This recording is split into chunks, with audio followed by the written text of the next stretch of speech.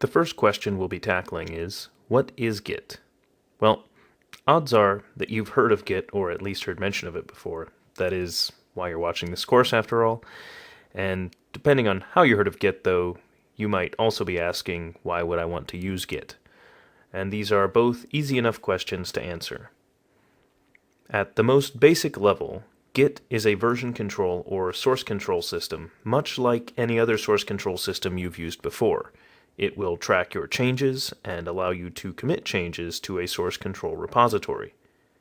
These systems are designed to facilitate collaboration among a group of developers working in the same codebase. Git, however, is a modern, distributed version control system. This makes Git a bit different from most traditional version control systems. I will be explaining some of these differences as we talk about some advantageous scenarios in Git. As a distributed system, Git focuses a lot on branching and merging. It also has two additional concepts called pushing and pulling, which are distinct from the committing and updating that you're most likely used to. Committing is still central to Git, though, but these commits occur locally and need to be pushed out, and we'll be talking about examples of these and seeing some of that later in the module. Coming from the open source community, it was very important that Git be very fast by using local commits. It needed to scale from very small to very large software projects, and with the number of developers involved in some of these large projects, it needed to be distributed, and it was important that the system be very parallelized. And overall, it's really a system that's designed around creating collaboration in situations where collaboration would otherwise be a great challenge. So that is why we use Git. And now for a little bit of the history of the Git project. Git is a relatively modern version control system. It was created in 2005, after a series of events made its creation necessary.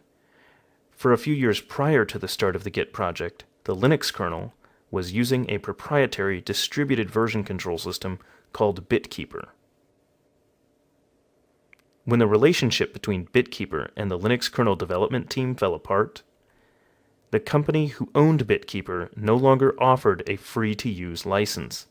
It was at this moment that the Linux kernel required a new distributed version control system to replace the old one. This requirement is why Git was created. Linux developers, as they're known to do, began reinventing the wheel in creating a new, simple version control system to manage the kernel. This new system they were designing was created to be fast, fully distributed, simple, highly parallel, and scalable enough to handle the largest and smallest of software projects.